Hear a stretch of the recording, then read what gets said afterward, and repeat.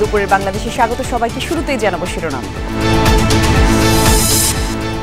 রাজনীতিকের বিকল্প খোঁজা ক্ষতিকারক, মত সংস্কার কমিশন প্রধান আলী রিয়াজের ৭০ অনুচ্ছেদ সংশোধন এবং প্রধানমন্ত্রীর ক্ষমতা হ্রাসের সুপারিশ। দেশ রাজনীতিবিদরাই চালাবে, এটার কোনো বিকল্প নেই। এর যে কোনো বিকল্প আসলে গণতান্ত্রিক নয়, ক্ষতিকারক বেশি। জুলাই অভ্যুত্থানের ঘোষণাপত্রে জনপ্রত্যাশা জানতে ৬ থেকে ১১ জানুয়ারি গণসংযোগ চালাবে বৈষম্য বিরোধী ছাত্র আন্দোলন ও জাতীয় নাগরিক কমিটি। বিতরণ করা হবে লিফলেট। এই ঘোষণাপত্রে জনমানুষের প্রত্যেক শ্রেণীর জনমানুষের আশা আকাঙ্ক্ষার প্রতিফলন ঘটবে। আগামী ৬ জানুয়ারি থেকে ১১ জানুয়ারি পর্যন্ত দেশব্যাপী আমরা কর্মসূচি ঘোষণা করছি। লন্ডনে টিউলিপ সিদ্দিকীকে ফ্ল্যাট দিয়েছিলেন ক্ষমতাচ্যুত আওয়ামী লীগের ঘনিষ্ঠ ব্যবসায়ী। ব্রিটিশ মিডিয়ার খবরে তৈরি হয়েছে প্রশ্ন। রাজধানীর আদাবরের বাসায় লকার ভেঙে ৪০ ভরি স্বর্ণ লুট। নারায়ণগঞ্জেও ছিনতাই বাড়ায় উদ্বেগ উৎকণ্ঠা। তাদের হাতে এরকম বড় রামদা ছিল, চাইনিজ কুড়াল ছিল, তো তারা একটা মহড়ার মতো দিয়ে গেল। খুব সকালে যে সুযোগ পাইয়া রাস্তার ভিতরে তাদের কাছ থেকে সর্বহারা করে নিয়ে যাচ্ছে। এই ফুটাতে লোক ওরা হাত দিয়ে টাকা দেয়, ভিতর থেকে ওই মাদক আর কি ওরা কিনে নেয় এখান থেকে, ইয়াবা গাঁজা। পাথর খেকোদের থাবায় নিশ্চিহ্ন সিলেটের ঐতিহ্যবাহী আরফেন টিলা। রাজনৈতিক পট পরিবর্তনের পর তুলে নেওয়া হয়েছে শত কোটি টাকার পাথর। না ফেরার দেশে চলচ্চিত্র নায়িকা অঞ্জনা। সাংস্কৃতিক অঙ্গনে শোকের ছায়া। বাদ-জোহর এফডিসিতে প্রথম জানাজা, বনানীতে দাফন। রাজধানীর বোটানিক্যাল গার্ডেনে গড়ে তোলা হয়েছে গোলাপের বিশাল রাজ্য। একের পর এক রং ফুলের দিশেহারা বার্তা দিচ্ছে মনোবেশ।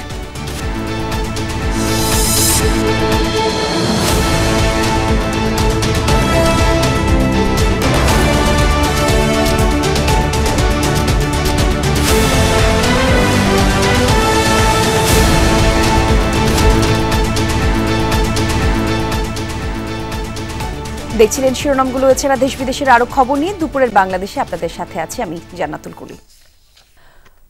সংবিধানের প্রস্তাবিত সংস্কার রাজনীতিবিদরাই বাস্তবায়ন করবেন বলে মনে করেন সংবিধান সংস্কার কমিশন প্রধান অধ্যাপক আলী রিয়াজ।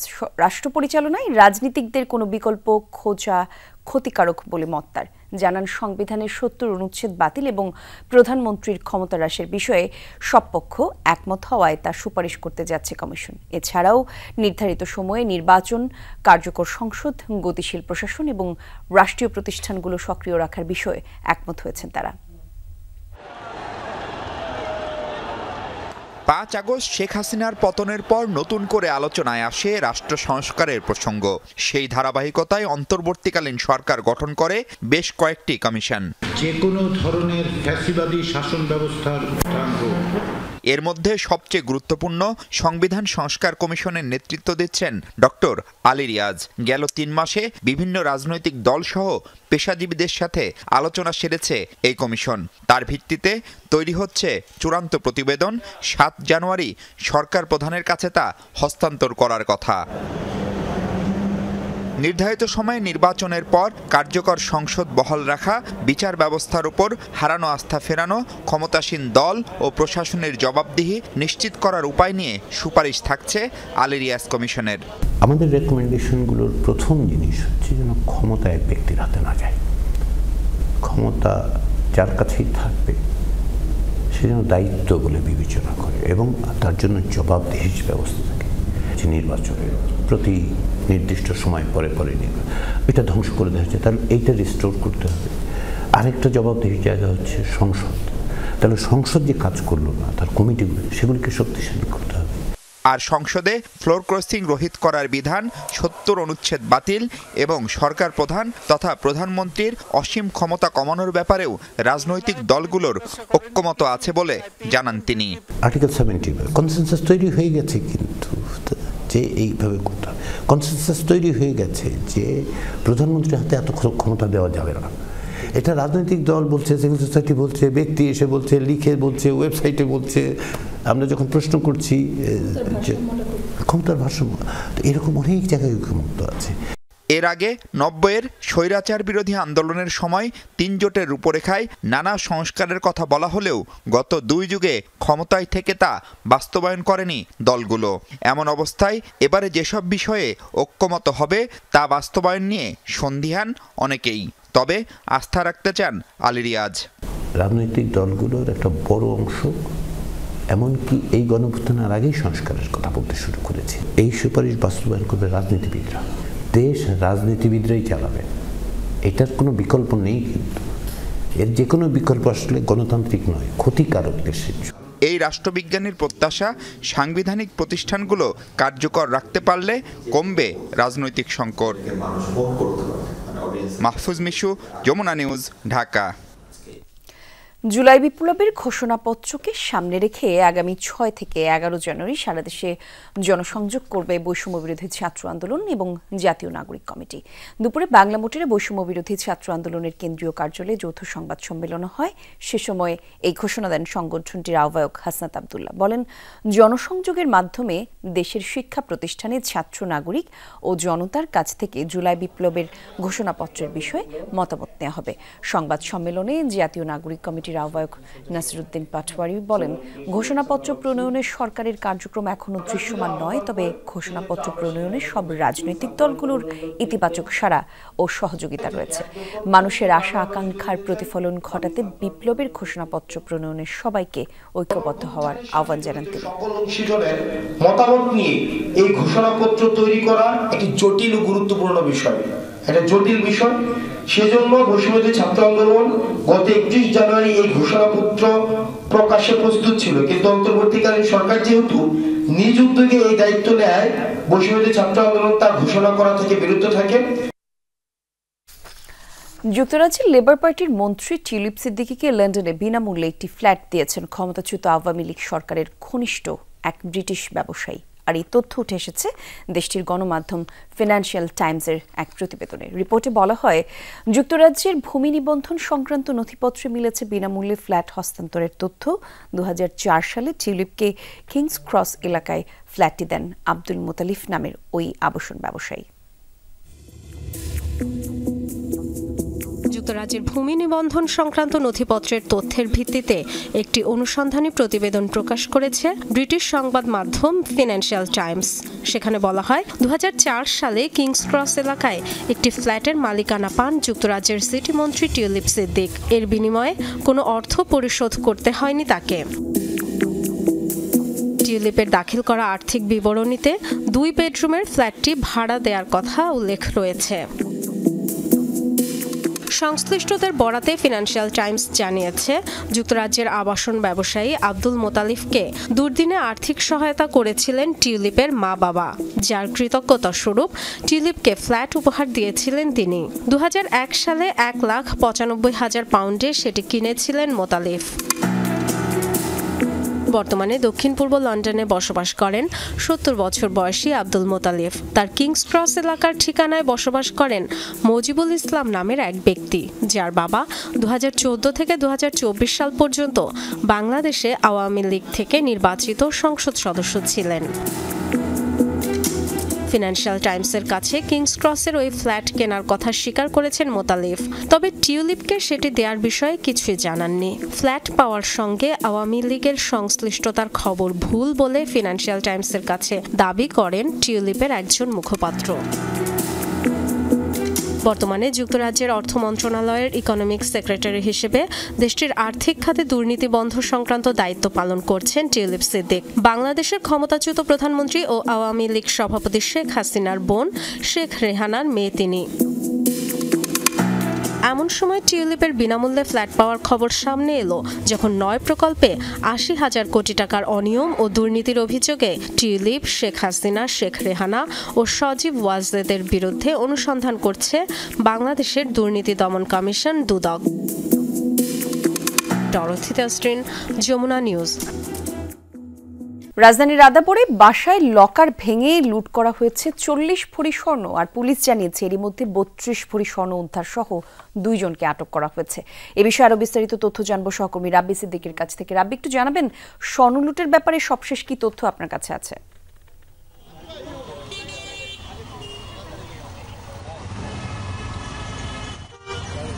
কলি, আমি আছি আদাবর থানায়।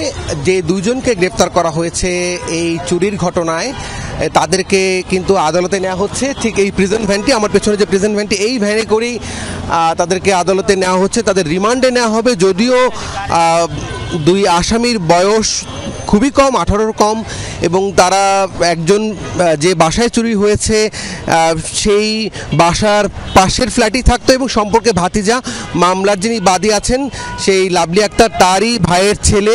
এবং এটি আসলে 2 বন্ধু মিলে টাকার পরিকল্পনা, টাকা নেয়ার চুরির পরিকল্পনা, এবং সেই চুরির টাকায় অনেক কিছু করবে, অনেক কিছু কিনবে, এবং সেই থেকেই তারা এই পরিকল্পনা করে। এবং গত 2 দিন আগে এই বাসাটিতে যখন মামলার বাদী লাভলি তিনি যখন হাসপাতালে ছিলেন, তখন এই বাসাটির লকার ভেঙে প্রায় 42 ভরি স্বর্ণালঙ্কার, তার ভিতরে 32 ভরি স্বর্ণ এরই মধ্যেই আদাবর থানা পুলিশ উদ্ধার করেছে, কথাই আমাদের জানিয়েছে। আর বাকিগুলো যেগুলো আসলে এই স্বর্ণ চুরির পরে যেই 2 জন, তারা কিন্তু আসলে স্বর্ণ বিক্রি করতে পারেনি এবং তাদেরকে পুলিশ ধরে ফেলেছে এবং সে মামলাও হয়েছে। এবং আমরা দেখেছি যে তারা স্বীকারও করেছে কেন তারা তাদেরই ফুপুর বাসায় স্বর্ণ চুরি করেছে। সেটি তারা বলেছে যে একেবারেই কৌতূহলবশত, তাদের কিছু টাকা প্রয়োজন এবং তারা বুঝতেও পারেনি যে এত বিপুল পরিমাণ স্বর্ণালঙ্কার তারা পেয়ে যাবেন। এবং আসলে এই বিষয়টিকে মাথায় রেখেই কিন্তু মামলার বাদী তিনি কিন্তু গণমাধ্যমের সামনে কথা বলতে চাচ্ছেন না, যেহেতু পারিবারিক বিষয়ে জড়িত। তাই তারপরেও পুলিশ মামলা নিয়েছে, চুরির মামলা। সেই মামলায় তাদেরকে গ্রেপ্তার দেখিয়ে রিমান্ডে নেওয়া হবে। ধন্যবাদ আপনাকে রাব্বি। জিপিএইচ কোয়ান্টাম B600TR বাংলাদেশের উচ্চ শক্তি সম্পন্ন একমাত্র রড। শুধু রাজধানী না, ছিনতাই, চাঁদাবাজি, মাদক কারবার বেড়েছে সারা দেশে। এসব ঘটনাকে কেন্দ্র করে একের পর এক হত্যাকাণ্ডের ঘটনাও ঘটছে। সম্প্রতি নারায়ণগঞ্জের ছিনতাইকারীদের ছুরিকাঘাতে প্রাণ গেছে এক বিশ্ববিদ্যালয়ের শিক্ষার্থীর। শুধু তাই না, দেশীয় অস্ত্র নিয়ে ছিনতাইকারীদের মহড়া, মোড়ে মোড়ে ছিনতাই যেন নিত্যদিনের ঘটনা হয়ে দাঁড়িয়েছে। আর এগুলো নিয়ে উদ্বিগ্ন নারায়ণগঞ্জের ব্যবসায়ী আর সাধারণ মানুষ। নারায়ণগঞ্জ প্রতিনিধি আমির হোসেন স্মিথকে সাথে নিয়ে বিস্তারিত জানাচ্ছেন আশিক মাহমুদ। 12 ডিসেম্বর ভোরে নারায়ণগঞ্জ শহরের ডিআইটি এলাকায় বিশ্ববিদ্যালয়ে যাওয়ার পথে ছিনতাইকারীদের ছুরিকাঘাতে গুরুতর আহত হয় আমেরিকান ইন্টারন্যাশনাল ইউনিভার্সিটি AIUBর শিক্ষার্থী ওয়াজেদ সীমান্ত। এর 2 দিন পর ঢাকা মেডিকেলে চিকিৎসাধীন অবস্থায় মারা যায় সীমান্ত। একমাত্র ছেলেকে হারিয়ে দিশেহারা তার স্বজনরা। কাঁদতে কাঁদতে চোখের জল শুকিয়ে গেছে। ছুরি মারছে কি মারছে দেখেন না, কোথাও আমরা পার দিছি তো জায়গা ছিল না, বুঝতানি সেটা ওটা আমার শীত ছিল, কম বাড়তে অনেক শীত ছিল, কুয়াশা ছিল। তাই সে আমি পরবর্তী আমি ব্যাগটা দিয়ে দিচ্ছি। ব্যাগ দেওয়ার পরে আমার লগে এই 5টা বাস্ত হয়েছে, 2 জন লোক 5টা হয়েছে, বোঝা গেছে ওর এখান দিয়ে পোস্ট, কপালে পোস্ট, আবার আসামিগো হাতের মধ্যে ব্যান্ডেজ আসলো। ওগো হাতে ব্যান্ডেজ। কয়জন ছিল এখানে? আমার ছেলে বলছে 2 জন, কিন্তু পরে ওই যে আসামিদের কথা বোঝা গেল, পিছন দিয়ে একজন দর্শক হয়েছে, বোঝা নাই, মনে করছে ওর এই 5টা হয়েছে না। আর তোমার স্টেপ করছো ব্লাডও যেতেছে, ওখানে ব্লাড পড়া ছিল যেখানে। জোরালো অনুরোধ যে আপনারা দয়া করে আর কোনো বাবা মায়ের বুক খালি করবেন না। আপনাদের কাছে আমার অনুরোধ। আমার সন্তানের অনেক আশা স্বপ্ন ছিল, বাবা মাকে দেখবে, বাবা মার জন্য করবে, দেশের একটা সম্পদ। ভাই হারা হয়ে গেছি, ভাইয়ে রাখতে পারি না। সবসময় এখানে আসলে মনে হয় এখানে ল্যাপটপ নিয়ে এখনো বসে আছে, কিন্তু আমি দেখতে পারতেছি না। এখন মনে হয় যে ভাইয়া ভার্সিটি গেছে, কিন্তু আর কোনোদিন ওখান থেকে আসবে না। গত 21 ডিসেম্বর নারায়ণগঞ্জ শহরের হাকিম প্লাজার সিসি ক্যামেরার ফুটেজ এটি। ওই দিন সকাল 8:30টার দিকে একটি বাইকে করে আসে 2 জন। তাদের হাতে গরু জবাই দেয়া ছুরি। এর কিছুক্ষণ পর আবার বেরিয়ে যায় তারা। হাতে ছিল চাইনিজ কুড়াল। এগুলো দেখে উদ্বিগ্ন মার্কেটের ব্যবসায়ীরা। এই গেট দিয়ে তারা ঢুকছে, তাদের হাতে এরকম বড় রামদা ছিল, চাইনিজ কুড়াল ছিল। তো তারা একটা মহড়ার মতো দিয়ে গেল আর কি, আমার ক্যামেরা যেটা আর কি আমরা ধরা পড়ছে। বাট আমরা আর কি আতঙ্কিত, এই বিষয়গুলো নিয়ে আমরা খুবই আতঙ্কিত। যারা দূর থেকে পার্টিরা আসে মাল নিতে, তারা 2 নম্বর গেটে সকালের নামে খুব সকালে যে সুযোগ পাইয়া রাস্তার ভিতরে তাদের কাছ থেকে সর্বহারা করে নিয়ে যাচ্ছে। এমন অবস্থায় আমাদের মার্কেটের ব্যবসা বাণিজ্যর ক্ষতি হইতেছে। আমরা গুটি কয়টা ছিনতাইকারীর কাছে আমরা নগরবাসী জিম্মি হয়ে থাকতে পারি না, এটা থেকে আমরা পরিত্রাণ চাই। ছিনতাইয়ের এসব ঘটনা সরেজমিনে অনুসন্ধানে নেমে এই মার্কেটের ঠিক পেছনে একটি পরিত্যক্ত ভবনের সন্ধান পায় টিম যমুনা। শহরের ভেতরে এই ভবনই ছিনতাইকারী আর মাদক কারবারিদের নিরাপদ আশ্রয়স্থল। বাইরে নিয়ে যায় আর কেনা বেচা হয় এখান থেকে, মানে এই যে সিনেমার টিকিটের মতো টিকিট কাউন্টার এখানে, মানে এখানে মাদকের কেনা বেচা। এই ফুটাতে লগা ওরা হাত দিয়ে টাকা দেয়, ভিতর থেকে ওই মাদক আর কি ওরা কিনে নেয় এখান থেকে, ইয়াবা গাঁজা এবার আরো অন্য কিছু এগুলি আর কি ওরা এখানে বিক্রি করে। পরিত্যক্ত বিল্ডিং, এটা সন্ধ্যার পরে এখানে একটা মজমা জমে, অর্থাৎ এই যে হিরোইন, গাঁজা বা ট্যাবলেট, ইয়াবা এগুলা নিয়ে সব পোলাপান, বহিরাগত কিছু পোলাপান আছে অত্যাচার করে এবং যত শ্রমিক আছে তাদের কাছ থেকে টাকা পয়সা ছিনিয়ে এনে, মোবাইল ছিনিয়ে এনে। নারায়ণগঞ্জ সদর থানায় খোঁজ নিয়ে জানা গেছে সীমান্ত হত্যার ঘটনায় জড়িত ছিল 3 ছিনতাইকারী। এদের মধ্যে 2 জনকে গ্রেপ্তার করা হয়েছে। পুলিশ বলছে এই ধরনের অপরাধ আগের থেকে কমেছে। ছিনতাইয়ে যারা জড়িত আমরা প্রতিদিনই কিছু না কিছু লোককে আমরা গ্রেপ্তার করতেছি, আসামিদেরকে, এবং তাদেরকে আইনানুগভাবে আমরা আদালতে প্রসিকিউট করতেছি। একটাই কথা, কোনো ছিনতাইকারী, কোনো অপরাধী এখানে ছাড় পাবে না। শুধু আশ্বাসের বাণী নয়, নারায়ণগঞ্জবাসীর দাবি একটাই, নিশ্চিত হোক জানমালের নিরাপত্তা। আশিক মাহমুদ, যমুনা নিউজ, নারায়ণগঞ্জ। 2024 সালে 6,359টি সড়ক দুর্ঘটনা লিপিবদ্ধ করা হয়েছে, যাতে প্রাণ হারিয়েছেন 8,500-এর বেশি মানুষ। আহতের সংখ্যা 12,608। সকালে এসব তথ্য জানালো যাত্রী কল্যাণ সমিতি। ঢাকা রিপোর্টার্স ইউনিটিতে ডিআরইউতে বার্ষিক সড়ক দুর্ঘটনার প্রতিবেদন প্রকাশ করা হয়। বলা হয় 2023 সালের তুলনায় 2024 সালে সড়ক দুর্ঘটনা বেড়েছে 1.54%, নিহত বেড়েছে 7.50% আর আহত বেড়েছে 17 গুণের বেশি। গণমাধ্যম ব্যক্তিত্ব ঢাকা বিশ্ববিদ্যালয়ের অধ্যাপক রুবায়াতের ফেরদৌস বলেন, সড়কে শৃঙ্খলায় ব্যর্থতার পাশাপাশি দেশ পরিচালনায় গত 5 মাসে অন্তর্বর্তী সরকার 100-তে 0 পেয়েছে।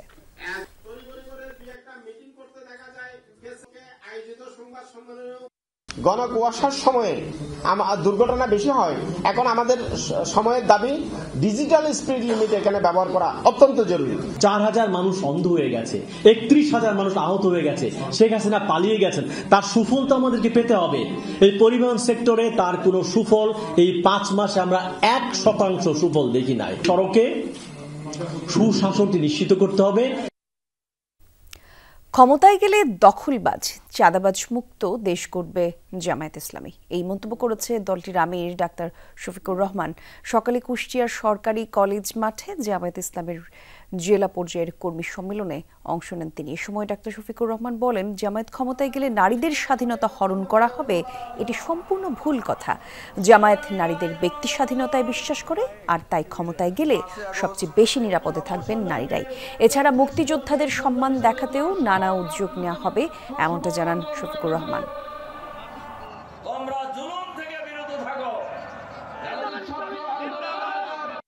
ধর্মের ভিত্তিতে কোনো নাগরিকের অধিকারকে বিভক্ত করা যাবে না। এই রাষ্ট্রের সকল নাগরিকের জীবন, সম্পদ এবং ইজ্জত সম্পূর্ণ নিরাপদ। এই রাষ্ট্রের সকল ধর্মের মানুষ নিজ নিজ ধর্মীয় আচার অনুষ্ঠান পালন করবেন অত্যন্ত নির্বিঘ্নে, নিরাপত্তার সাথে। কেউ কারো উপর হাত দিতে পারবে না, দুঃসাহস দেখাবে না। ডাকসুর গঠনতন্ত্র সহ সব বিষয়ে পর্যালোচনায় কয়েকটি কমিটি কাজ করছে, এমনটা জানিয়েছে ঢাকা বিশ্ববিদ্যালয়ের উপাচার্য ডক্টর নিয়াজ আহমেদ খান। তিনি বলেন, কমিটির সুপারিশ পাওয়ার পরেই অংশীজনদের সাথে আলোচনা করা হবে, এর পরপরই উৎসবমুখর পরিবেশ হবে ডাকসুর নির্বাচন। সকালে তিনি চারুকলায় সাংবাদিকদের এসব কথা জানান। এর আগে চারুকলায় ইউনিটের আন্ডার গ্র্যাজুয়েট প্রোগ্রামে ভর্তি পরীক্ষার কেন্দ্র পরিদর্শন করেন উপাচার্য। 2024-25 শিক্ষাবর্ষে এবার চারুকলা অনুষদে আবেদন করেন 6,093 জন, যার বিপরীতে 8টি বিভাগে আসন সংখ্যা মাত্র 130টি। সিস্টেমেটিকলি তারা বিভিন্ন অংশীদারদের সাথে অলরেডি কথাবার্তা বলছেন। তাদের মতামত পাওয়ার পরে আমরা চিন্তা করব আরও মোটামুটি একটা সবার সাথে মিলে একটা সমঝোতার ভিত্তিতে একটা আনন্দমুখর পরিবেশে যেন আমরা এই কাজটি করতে পারি। পাথর খেকোদের থাবায় নিশ্চিহ্ন সিলেটের শাহ আরেফিন টিলার মাজার। তুলে নেওয়া হয়েছে শত কোটি টাকার পাথর, টিকে আছে কেবল মাজারে থাকা কিছু গাছের গুঁড়ি। পট পরিবর্তনের সুযোগে বেপরোয়াই চক্রটি, এতে হতাশ পরিবেশবাদীরা। এটি কোম্পানিগঞ্জের প্রাচীন ও ঐতিহ্যবাহী শাহ আরিফিন টিলা। শাহ আরিফিনের মাজার নামেও পরিচিত। সরকারি ওয়াকফ স্টেটে ইসি নম্বর 17,210। গেল জুলাইতে এমনই চিত্র ছিল টিলাটির। আগস্টে পট পরিবর্তনের পর পাল্টে যায় দৃশ্যপট, শুরু হয় এমন ধ্বংসযজ্ঞ। পুরো মাজার পেটে পুরে নিয়েছেন পাথর খেকোরা। শাবল দিয়ে খুঁচিয়ে খুঁচিয়ে পাথর তুলে নিশ্চিহ্ন করা হয়েছে কবর। টিকে আছে কেবল মাজারের বড় গাছগুলোর গোড়া। যেখানে না হলেও 2 থেকে 2.5 কোটি টাকার পাথর শুধু বেষ্টিত, এবং 2টা মাজার ছিল। আসন ছিল হযরত শাহ আরিফিন শাহ রহমতুল্লাহর ডানি, তার পাশেই ছিল মা বিন্দিয়ার রওজা। কিভাবে চালানো হয়েছে এই ধ্বংসযজ্ঞ, কারা এতে জড়িত, জানালেন এই মাজার পরিচর্যাকারী। সবই জালিয়ার পাড়ের থেকেই এই নেতৃত্ব চলছে, এবং এর ভিতরে কিছু মানুষ আছে মাজার বিরোধী। ইয়াকুব আলী, ইব্রাহিম, আলী হোসেন, মনির, রফিক, খাদেম পরিবার যদি না থাকে এটা ধ্বংস হয় কিভাবে? পরিবেশবাদীরা বলছেন যাদের রক্ষা করার দায়িত্ব ছিল তারা সেই দায়িত্ব পালনে উদাসীনতা দেখিয়েছেন। এতে এই ঐতিহাসিক স্থাপনা বিলীন হয়েছে। এটা দুঃখজনক হলেও আমাদের আজকে এটা দেখতে হচ্ছে যে আমরা সংগ্রাম করেই গিয়েছি, কিন্তু শাহ আরিফিন টিলাও শেষ হয়ে গেছে। আমাদের পরবর্তী প্রজন্মের জন্য আসলে এই পৃথিবীকে, এই পরিবেশকে রেখে যাচ্ছি, কি অবস্থায় রেখে যাচ্ছি, এজন্যই আসলে সংরক্ষণ করা উচিত।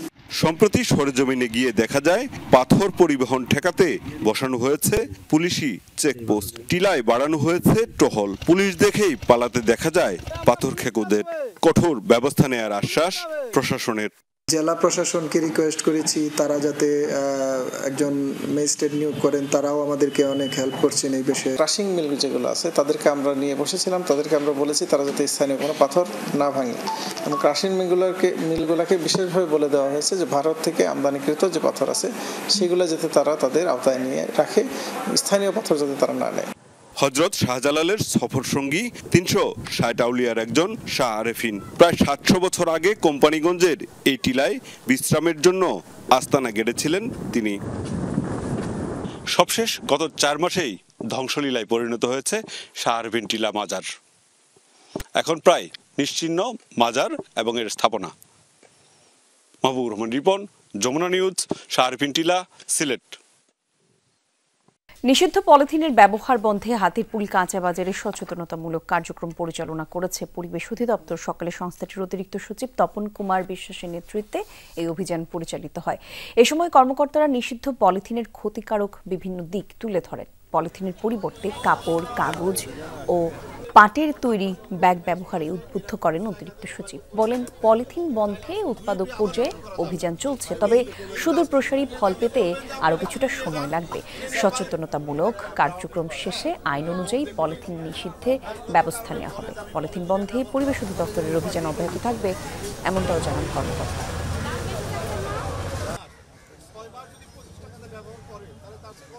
আমরা তাদেরকে স্বনির্বন্ধভাবে অনুরোধ জানাচ্ছি এই পলিথিনের ব্যবহার বন্ধ করবার জন্য। তারা আমাদের আহ্বানে সাড়া দিচ্ছে, তারাও স্বীকার করে নিচ্ছে এটি বন্ধ করা প্রয়োজন। মার্কেটেও মনে করেন যে মোবাইল কোর্ট এসেছে বা আসবে, অর্থাৎ পলিথিন পাওয়া গেলে আইনানুগভাবে যেটি দণ্ডের বিধান আছে সেটি প্রযোজ্য হবে। আমরা আমাদের অবস্থানে অত্যন্ত সুদৃঢ়, আপোষহীন, যে কোনোভাবেই পলিথিনের ব্যবহার বন্ধে আমরা আমাদের কর্মকাণ্ড বজায় রাখছি। জাতীয় চলচ্চিত্র পুরস্কার প্রাপ্ত অভিনেত্রী ও নৃত্যশিল্পী অঞ্জনা রহমান আর নেই। ইন্নালিল্লাহি ওয়া ইন্না ইলাইহি রাজিউন। শুক্রবার দিবাগত রাতে বিএসএমএমইউতে চিকিৎসাধীন অবস্থায়। দর্শক দুঃখিত, আমরা পরবর্তী খবরে যাচ্ছি। কনকনে হিমেল হাওয়ায় যুবথুবু জনজীবন। আজ দেশের সর্বনিম্ন তাপমাত্রা পঞ্চগড়ের তেঁতুলিয়ায় 9.4 ডিগ্রি সেলসিয়াস। রংপুর বিভাগের 8 জেলা সহ রাজশাহী, পাবনা, বগুড়া, নওগাঁ এবং কুষ্টিয়া অব্যাহত রয়েছে মৃদু শৈত্যপ্রবাহ। সকালে ঘন কুয়াশায় ঢাকা ছিল প্রকৃতি।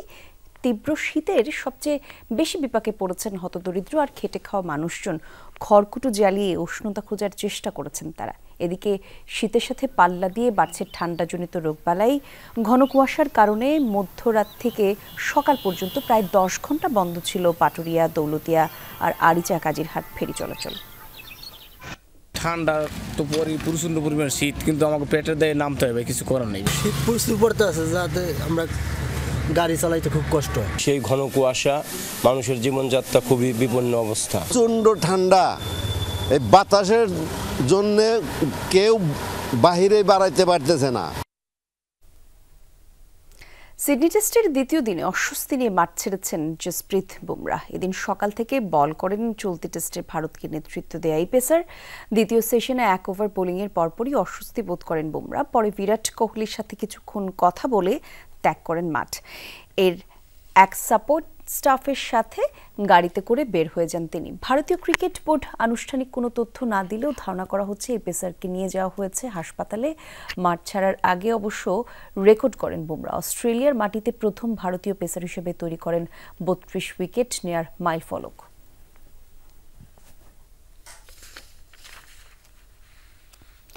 অবসর নিয়ে এখনই কোনো পরিকল্পনা নেই বলে জানিয়েছেন রোহিত শর্মা। রান না পাওয়ার কারণে সিরিজের শেষ টেস্ট থেকে নিজেকে সরিয়ে নেওয়ার কথা জানান ভারত অধিনায়ক। দলে না থাকা নিয়ে বাইরে থেকে ওঠা বিভিন্ন মন্তব্যের কড়া সমালোচনাও করেন তিনি। চলতি বর্ডার গাভাস্কার টেস্ট সিরিজে যেন নিজের ছায়া হয়ে আছেন রোহিত শর্মা। ঠিকঠাকভাবে জ্বলে উঠছে না ব্যাট, রান খরায় ভুগছেন ভারত অধিনায়ক, যে কারণে নিজেকে সরিয়ে নেন সিডনি টেস্টের ভারতের একাদশ থেকে।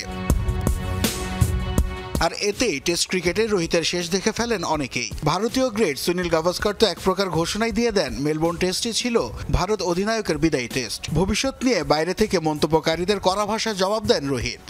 ধারাভাষ্য কক্ষে যারা বসে থাকেন কিংবা ক্রিকেট নিয়ে লেখালেখি করেন তারা কখনোই ঠিক করবে না আমার জীবন কিভাবে যাবে। তাদের হাতে এটাও নেই আমি কখন খেলবো, কিভাবে খেলবো, কখন অধিনায়কত্ব করব কিংবা সরে দাঁড়াবো। আমার বিবেচনা বোধ আছে এবং কিছু বুদ্ধিশুদ্ধিও আছে, সুতরাং জীবনে আমি কি চাই তা জানা আছে আমার। ক্রিকেটটা এখনও উপভোগ করার পাশাপাশি চালিয়েও যেতে চান রোহিত শর্মা, তাই এখনই ব্যাট প্যাড তুলে রাখার বিষয়ে কোনো পরিকল্পনা নেই তার। জানান সিডনি টেস্টে না খেলা অবসরের কোনো ইঙ্গিত বহন করে না। রান না পাওয়ার কারণে সিরিজের শেষ টেস্ট থেকে নিজেকে সরিয়ে নেওয়ার কথা জানান রোহিত। ক্রিকেট থেকে আমি মোটেও সরে দাঁড়াচ্ছি না, রান পাচ্ছিলাম না দেখে এই টেস্ট থেকে নিজেকে সরিয়ে নেই। এটাও ঠিক আগামীতে যে রান পাবো তার নিশ্চয়তাও নেই। ক্রিকেট এমন একটি খেলা যেখানে প্রতিটি সেকেন্ডে জীবন পাল্টায়। সবকিছু যে পাল্টাবে সেটা আমিও বিশ্বাস করি, সেই সাথে বাস্তববাদীও হতে হবে আমাকে। বর্ডার গাভাস্কার সিরিজের প্রথম আর শেষ টেস্ট বাদে সবকটিতেই খেলেছেন রোহিত শর্মা। 3 টেস্ট মিলিয়ে মাত্র 31 রান এসেছে তার ব্যাট থেকে। নাসিফ শুভ, যমুনা স্পোর্টস। কাজের চাপ কমাতে প্রশান্তির জন্য দৌড়, এই প্রতিপাদ্যে আয়োজিত হল সিআরইউ ফান রান 2025। বসুন্ধরা রানার্সের সহযোগিতায় রাজধানীতে আয়োজিত হলো এই দৌড় প্রতিযোগিতা। আর এতে অংশ নেন শতাধিক দৌড়প্রেমী। অনুকূল আবহাওয়ায় এই আয়োজনে খুশি অংশগ্রহণকারীরা। এবারের সিআরইউ ফান রানে চ্যাম্পিয়ন হয়েছে মোহাম্মদ মর্তুজা। আর এমন আয়োজনের মিডিয়া পার্টনার হিসেবে সঙ্গী হয়েছে যমুনা টেলিভিশন। পৌষের কুয়াশা তখনও কাটেনি, ফোটেনি ভোরের আলো, তবুও থেমে নেই দৌড়প্রেমীরা। সিআরইউ ফান রান 2025-এ অংশ নিতে সকাল সকাল হাজির দৌড়বিদ ও অংশগ্রহণকারীরা। কাজের চাপ কমাতে প্রশান্তির দৌড়, এই প্রতিপাদ্যে বসুন্ধরা আবাসিক এলাকায় অনুষ্ঠিত হলো এই দৌড় প্রতিযোগিতা, যার সার্বিক সহযোগিতায় ছিল বসুন্ধরা রানার্স। প্রতিযোগিতায় প্রায় শতাধিক দৌড়প্রেমী অংশ নিলেও অনেকেরই অভিজ্ঞতা ছিল একেবারে নতুন। গুড অ্যারেঞ্জমেন্ট, ওয়েদার ভালো, রান করে খুবই কমফোর্ট ফিল করছে। এই অভিজ্ঞতাটা অন্যরকম ছিল। আমি ফার্স্ট টাইম যে ম্যারাথনে এরকম অংশ নিয়েছি এবং চ্যাম্পিয়ন হয়েছি। এই ঠান্ডার মধ্যে বের হয়ে গরম গরম দৌড় দিতে খুব ভালো লাগছে। লাইফের ফার্স্ট টাইম ম্যারাথন অ্যাটেন্ড করে খুব ভালো লাগতেছে। ভালো লাগছে, এটা আমার ফার্স্ট 5K। পৌষের মৃদু শীতের অনুকূল আবহাওয়ায় দৌড়াতে পেরে উচ্ছ্বাস প্রকাশ করেন অংশগ্রহণকারীরা। আমরা বসুন্ধরা রানার্স বিশ্বাস করি together we win, together we run. আজকে I got a new inspiration. So এই কমিউনিটি রানগুলো I think is very important. Community সদস্যদের এনগেজ করার জন্য একটা অসাধারণ উদ্যোগ। আমি খুবই পারফেক্ট ওয়েদার ফর রানিং। গতকালকেও যেমন ছিল একটু ভয় পেয়েছিলাম যে কী ধরনের হবে, but it's very nice today. আয়োজকরা বলছেন দৈনন্দিন কাজে যে মানসিক চাপ তৈরি হয় তা দূর করতেই এই দৌড় প্রতিযোগিতা, যা সুস্থতা ও মানসিক প্রশান্তির পাশাপাশি উজ্জীবিত করবে দৌড়প্রেমীদের।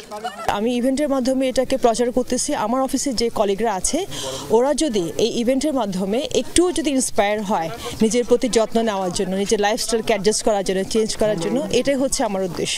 এবারের CRU ফান রানে চ্যাম্পিয়ন হয়েছেন মোহাম্মদ মুর্তজা, তানজিম আহমেদ হয়েছেন ফার্স্ট রানার আপ এবং মোহাম্মদ আশিকুজ্জামান জিতেছেন সেকেন্ড রানার আপের পুরস্কার।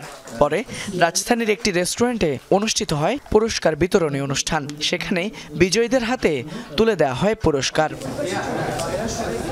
ফয়সাল মাহমুদ, যমুনা নিউজ, ঢাকা। জাতীয় চলচ্চিত্র পুরস্কারপ্রাপ্ত অভিনেত্রী ও নৃত্যশিল্পী অঞ্জনা রহমান আর নেই। ইন্না লিল্লাহি ওয়া ইন্না ইলাইহি রাজিউন। শুক্রবার দিবাগত রাতে BSMEMUতে চিকিৎসাধীন অবস্থায় মারা যান তিনি। মৃত্যুকালে তার বয়স হয়েছিল 60 বছর। তার মৃত্যুর সংবাদে হাসপাতালে ছুটে আসেন দীর্ঘদিনের সহকর্মীরা। চলচ্চিত্র সহ সাংস্কৃতিক অঙ্গনে নেমে আসে শোকের ছায়া। আজ বাদ জোহর তার জানাজা অনুষ্ঠিত হয়, আর কর্মস্থলে দীর্ঘদিনের কর্মসঙ্গীরা FDCতে আসেন তাকে দেখতে শেষবারের মতো। সহকর্মী চিকিৎসকদের সব চেষ্টা ব্যর্থ করে অবশেষে না ফেরার দেশে পাড়ি জমালেন জাতীয় চলচ্চিত্র পুরস্কারপ্রাপ্ত বর্ষিয়ান অভিনেত্রী অঞ্জনা রহমান। শুক্রবার দিবাগত রাতে চিকিৎসাধীন অবস্থায় শেষ নিঃশ্বাস ত্যাগ করেন তিনি। গত কয়েকদিন ধরেই অসুস্থ ছিলেন একসময়ের বড় পর্দা কাঁপানো নায়িকা অঞ্জনা রহমান। চিকিৎসা নেন রাজধানীর একটি বেসরকারি হাসপাতালে। অবস্থার অবনতি হলে বুধবার রাতে তাকে নিয়ে আসা হয় বঙ্গবন্ধু শেখ মুজিবুর রহমান বিশ্ববিদ্যালয় হাসপাতালে। সেখানেই মারা যান বর্ষিয়ান এই অভিনেত্রী। মৃত্যুর সংবাদ শুনে রাতেই হাসপাতালে আসতে থাকেন তার দীর্ঘদিনের সহকর্মী, আত্মীয় স্বজন ও শুভানুধ্যায়ীরা। এ সময় হাসপাতালেই আবেগ আপ্লুত হয়ে পড়েন সকলেই। আমরা পৌঁছাতে পারি না, জয় ফোন করে বললো তোমরা ব্যাক করো ভাই, দিদি নাই। মানে এইটা আসলে এখন আমরা মেনে নিতে পারছি না। দিদি যে কী ছিল আমাদের মাঝখানে, আমার মনে এমন একজন মানুষ নাই যে তাকে ভালোবাসে না এবং সে ভালোবাসতো না। এই দৃষ্টিতে মনে হতো যে সিনিয়রদের মধ্যে যদি কেউ বুকে টেনে নেওয়ার মতো কেউ হয়, সেটা হচ্ছে অঞ্জনা আপু। চলচ্চিত্র শিল্পী সমিতির সভাপতি মিশা সদাগর জানান, তার স্বজনদের সাথে আলোচনা করেই শনিবার বাদ জোহর বাংলাদেশ চলচ্চিত্র উন্নয়ন কর্পোরেশন FDCতেই তার নামাজের জানাজা অনুষ্ঠিত হবে। পরে পরিবারের সিদ্ধান্তেই দাফন করা হবে এই গুণী অভিনেত্রীকে। এরকম মানুষ মানে পৃথিবী একটা মানুষ শিল্পীর সাথে সাথে একটা অত্যন্ত উঁচু দরের একটা মানুষ হারিয়েছে, অত্যন্ত বড় মনের একটা মানুষকে হারিয়েছে। অসুস্থ হওয়ার পর জানার পর উনি হয় একটু স্বাভাবিক একটা আর্টিস্ট মানুষ, এখন মনে হয় যে আর্টিস্টরা চায় না যে অসুস্থতার কথা ফোকাসে আনতে। তো আমরা অনেক পরে জেনেছি, জানার পর তো আমরা আমাদের বেস্ট ট্রাই করলাম একেবারে। নায়িকা অঞ্জনা বাংলাদেশের চলচ্চিত্রের পাশাপাশি আন্তর্জাতিক অঙ্গনেও বেশ সুপরিচিত ছিলেন। নৃত্যশিল্পী থেকে নায়িকা হয়ে সর্বাধিক যৌথ প্রযোজনা এবং বিদেশি সিনেমায় অভিনয় করা একমাত্র দেশীয় চিত্রনায়িকাও তিনি। এ পর্যন্ত 3 শতাধিক সিনেমায় অভিনয় করেছেন তিনি। পরিণীতা ও গাংচিলে অভিনয়ের জন্য 2বার জাতীয় চলচ্চিত্র পুরস্কারও পেয়েছেন অঞ্জনা রহমান। ফয়সাল মাহমুদ, যমুনা নিউজ, ঢাকা। দর্শক, FDCতে প্রয়াত চলচ্চিত্র নায়িকা অঞ্জনা রহমানের প্রথম জানাজা অনুষ্ঠিত হচ্ছে। আমরা সরাসরি যাচ্ছি সেখানে।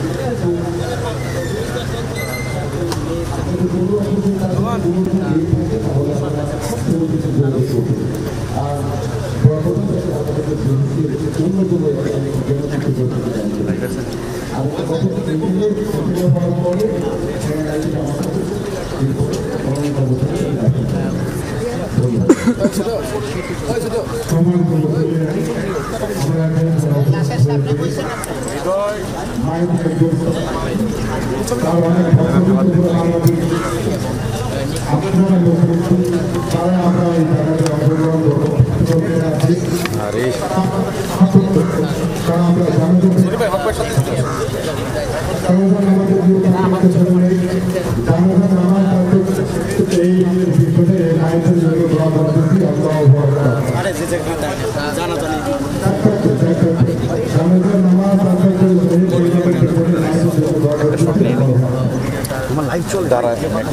হ্যাঁ আমি এই যে ভাই ভাই ডাউন ভাই ব্যাক টু হ্যাঁ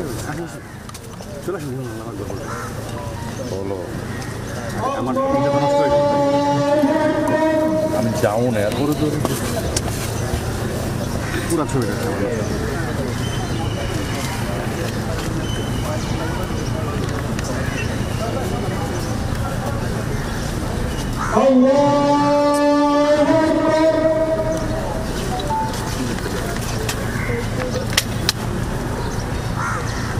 পিছনে ঘাটা আছে দুপুরে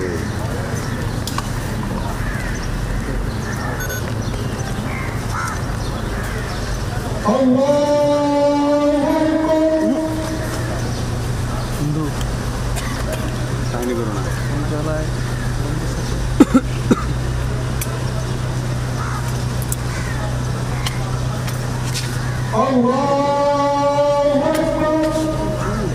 السلام عليكم ورحمة الله السلام عليكم ورحمة الله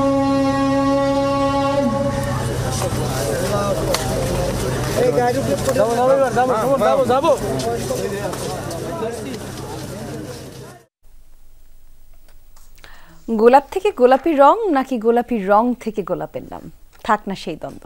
আজ বরং আমরা হারাই গোলাপের স্নিগ্ধতায়, শুভ্রতায় আর সৌরভে।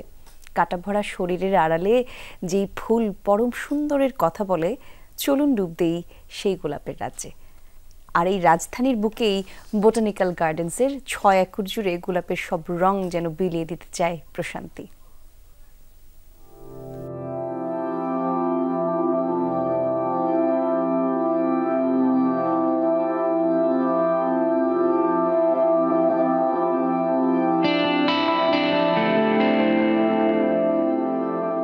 ভালোবাসা আর গোলাপের যোগাযোগ চিরস্থায়ী। যেখানে ভালোবাসার প্রকাশ জানান দিতে রক্তিম গোলাপকে খুঁজে নেয় মানুষ। বলতে পারেন ভালোবাসার এক নীরব প্রকাশের নাম গোলাপের স্নিগ্ধতা আর সৌরভ।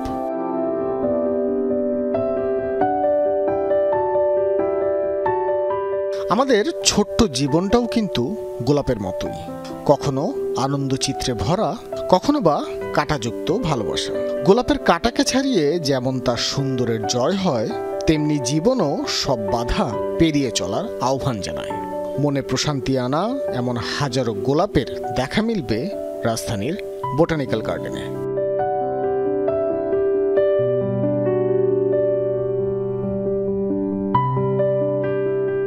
বৈচিত্র্যময় গোলাপের এই আয়োজনে লাল গোলাপটি রোমান্টিকতায় অধিকারের জানান দিচ্ছে। হলুদ গোলাপ ডেকে যাচ্ছে বন্ধুত্বের শক্তিকে। আবার প্রশংসার জন্য থাকছে কমলা গোলাপ। রং বদলে গোলাপ কেবলই সুন্দরের আহ্বান জানিয়ে মানব মনে নাড়া দেয়। বোটানিক্যাল গার্ডেনেই সাদা শুভ্র গোলাপে খুঁজে পাবেন শুদ্ধতার কাব্য। মানুষের চোখকে নিঃসন্দেহে দেবে আধ্যাত্মিক পরিপূর্ণতা। মোট 6 একর জুড়ে তৈরি বোটানিক্যাল গার্ডেনের 2টি বাগানে 20 জন মালি নিরলস প্রচেষ্টা চালিয়ে যাচ্ছে গোলাপে প্রাণের সঞ্চার করতে। ওই গাছের ডাল কেটে প্রতিটি ব্যাডের মধ্যে ওই ঘাস পরিষ্কার করে এই মিশ্রিত সার মিশ্রিত মাটিগুলি দিই এবং মাটিগুলি কোদাল দিয়ে কুপাইয়া এই মাটিগুলি গোড়া মাটির সাথে মিশিয়ে দেই। জাতীয় যে ফুলগুলো আমাদের বিভিন্ন প্রজাতির, এখান থেকে বাট সংগ্রহ করে এই জঙ্গলিতে স্থাপন করা হয়। জঙ্গলিতে স্থাপন করে তার আমাদের এই বিভিন্ন প্রজাতির যে গাছগুলা এগুলো আমাদের সৃষ্টি করা হয়। দুপুরের বাংলাদেশের প্রথম ঘন্টার খবর এ পর্যন্তই। পরের ঘন্টার খবর নিয়ে ফিরবেন শাওন দত্ত। দেখার আমন্ত্রণ রইল। ধন্যবাদ সবাইকে।